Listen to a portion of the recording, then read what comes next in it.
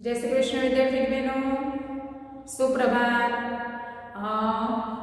आगे बढ़ीशू शू शीख्या तुमने डिबेन्चर एनो अर्थ અને એની લાક્ષણિકતા। डिबेन्चर શું છે આપણે જોયું કે કંપની બહાર પાડે છે, જે લોકો ડિબેન્ચર ખરીદે છે એ ડિબેન્ચર જે છે હોલ્ડર કહેવાય છે, એ લેણદાર છે કંપનીના।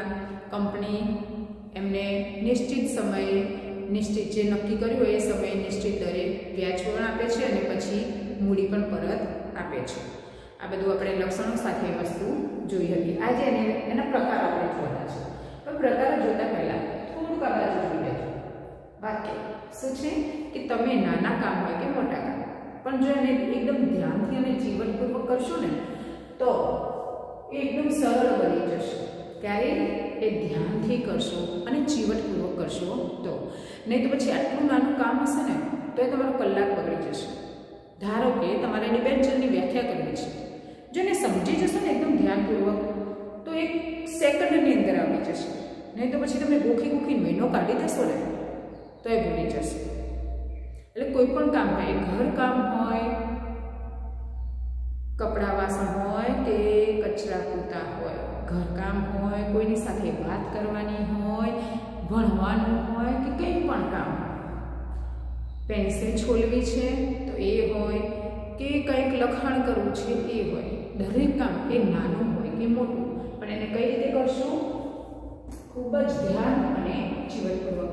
તો સમજી લેજો બહેનો, તમારા માટે એકદમ સરળ બની જશે, તમારો ટાઈમ બચી જશે અને તમને ચિંતા નહીં થાય તો તમારું સ્વાસ્થ્ય પણ જળવાઈ રહેશે।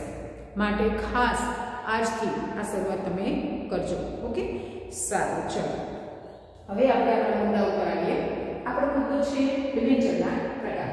એમાં 3 પ્રકાર પડે છે, એક સલામતીવાળા ડિબેન્ચર, રૂપાંતરણીય ડિબેન્ચર અને બિન રૂપાંતરણીય ડિબેન્ચર। હવે કે સલામતીવાળા ડિબેન્ચર કેવા હોતા હશે?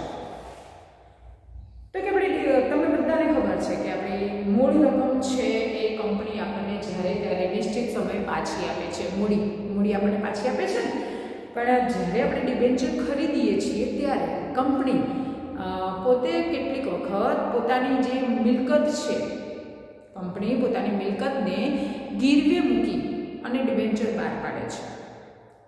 એટલે એ જે ગીરવે મૂકી અને એવા જે છે ડિબેન્ચર, કંપની પોતાની મિલકતને ગીરવે મૂકીને જે ડિબેન્ચર બહાર પાડે છે ને એ તારણવાળા કે સલામતીવાળા ડિબેન્ચર કહેવાય છે। કેમ?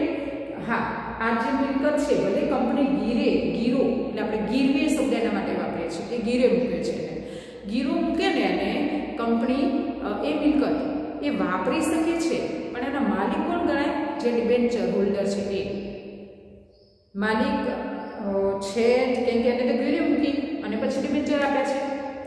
એટલે એ જે કંપની પોતાના જે ડિબેન્ચર છે એ મિલકતને ગીરે મૂકી અને બહાર પાડે છે તો એ ડિબેન્ચર સલામતીવાળા છે, એ તારણવાળા છે, એ સારા ગણી શકાય। હા, એ જે મિલકતને ગીરે મૂકી છે ને એ મિલકતને કંપની વાપરી શકે છે, એના પર એનો ઉપયોગ કરી શકે છે, એટલે કે તેના પર તેનો તરતો બોજ હોય છે। તરતો બોજ એટલે મિલકત એની હવે નથી, કેમ કે ગીરે મૂકી છે એટલે 100% પોતાની નથી, પણ છતાં એનો ઉપયોગ કરી શકે છે, એના ઉપર તરતો બોજ રહે છે। સલામતીવાળા ક્યારે સલામતીવાળા કહેવાય? કે જ્યારે કંપની શું કરશે કે કેટલીક મિલકતે ગીરો મૂકી અને ડિબેન્ચર આપે છે, તો એવા જે ડિબેન્ચર હોય કે કંપની પોતાની મિલકત ગીરે મૂકી, ગીરો મૂકી અથવા ગીરવે આપણે એને કહેતા છે, ગીરો મૂકી અને આપે એ ડિબેન્ચર સલામતીવાળા કે તારણવાળા કહેવાય। હા, એ મિલકતનો ઉપયોગ કંપની કરી શકે, બરાબર? તો એ જે છે એ ડિબેન્ચર છે, ડિબેન્ચર ધારકો માટે સલામતીવાળા છે। ખ્યાલ આવી ગયો? સલામતીવાળા કયા કહેવાય? કે કંપની પોતાની કેટલીક મિલકત ગીરો મૂકે અને ડિબેન્ચર બહાર પડે એ ડિબેન્ચર કેવા કહેવાય? સલામતીવાળા।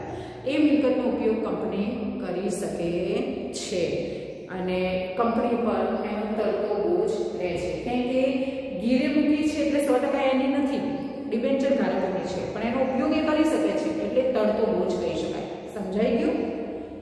કંપની પોતાની કેટલીક મિલકત ગીરે મૂકી ડિબેન્ચર બહાર પાડે, ડિબેન્ચર સલામતીવાળા છે, આટલું યાદ રાખવાનું. ઓકે, સારું. ચલો, રૂપાંતરીય. બીજો પ્રકાર છે રૂપાંતરણીય. રૂપાંતરીય ડિબેન્ચર એટલે કે કેટલાક ડિબેન્ચર કેવા હોય છે કે અમુક શરતોને આધીન એ ડિબેન્ચર છે એને શેરમાં રૂપાંતર કરી શકાય અમુક સમયાંતરે. કેમ કે શરત નક્કી હોય ભાઈ 5 વર્ષ પછી, 7 વર્ષ પછી, એવું અમુક ટકા જ થશે એવું.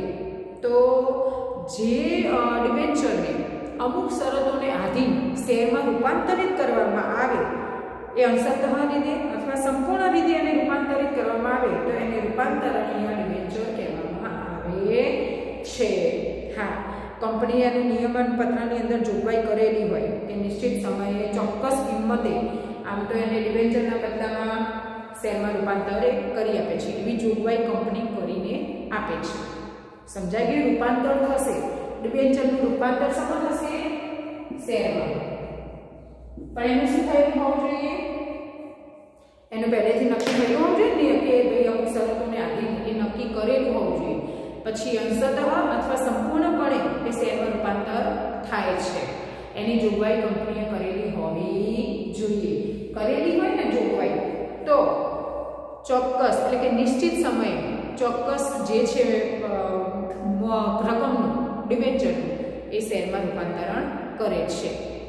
ડિબેન્ચરનું શેરમાં રૂપાંતર થાય પણ કઈ રીતે? કંપનીએ જોગવાઈ કરેલી હોય ત્યારે. એ સંપૂર્ણપણે પણ હોઈ શકે, આંશિક રીતે પણ હોઈ શકે. ખ્યાલ આવી ગયો? તો જે ડિબેન્ચરનું રૂપાંતર શેરમાં સંપૂર્ણપણે કે આંશિક રીતે થાય છે એ પણ શરતોને આધીન જોગવાઈ પ્રમાણે, તો પછી એ ડિબેન્ચર કેવા કહેવાય? રૂપાંતરણીય ડિબેન્ચર. ખ્યાલ આવી ગયો? ડિબેન્ચરનું શામાં રૂપાંતર થશે? શેરમાં. ત્યારબાદ ત્રીજું છે બિન રૂપાંતરણીય ડિબેન્ચર, કે જે ડિબેન્ચરનું ઇક્વિટી શેરમાં રૂપાંતર કરવામાં આવતું નથી પણ હા નિશ્ચિત સમયે એની જે શરતોને આધીન હોય એને નાણાં પરત કરી દેવામાં આવે છે. કેમ કે એ તો છે જ ડિબેન્ચરમાં, એ તો છે જ ને કે એને જ્યારે ત્યારે એની સમય અવધિ પૂરી થાય એટલે એને એની મૂડી પાછી આપી દેવામાં આવે છે. એટલે કે જે ડિબેન્ચરનું ઇક્વિટી શેરમાં રૂપાંતર થતું નથી અને નિશ્ચિત સમય આવે ત્યારે એને એના નાણાં પાછી આપી દેવામાં આવે તો એને શું કહેવાય? બિન રૂપાંતરણીય. બિન એટલે રૂપાંતરણ થઈ શકતું નથી. શામાં? ડિબેન્ચરનું શેરમાં રૂપાંતર થતું નથી. કયા શેરમાં? ઇક્વિટી શેરમાં રૂપાંતર થતું નથી. સમય આવતા એને એના નાણાં પાછા આપી દેવાય. જે ડિબેન્ચર હોલ્ડર છે એને એના નાણાં કંપની પાછા આપી દેશે પણ શેરમાં રૂપાંતર કરશે નહીં. તો એવા ડિબેન્ચરને શું કહેવાય? બિન રૂપાંતરણીય. સહેલું છે ને? આવડી જશે. અને જો ધ્યાનથી કરશો તો 100% આવડી જશે. આ વાક્યને ખાસ ધ્યાન રાખજો. વિદ્યાર્થી તરીકે, ગૃહિણી તરીકે હોય કે તમે જ્યાં કામ કરો ત્યાં એક કામની જગ્યાએ જો આ વાક્ય તમારી પાસે હશે ને તો 100% તમે સફળતા મેળવવાના છો અને એક નામ સિદ્ધિ પણ કરશો. ચલો, એ માટે હાર્દિક શુભકામનાઓ. જય શ્રી કૃષ્ણ.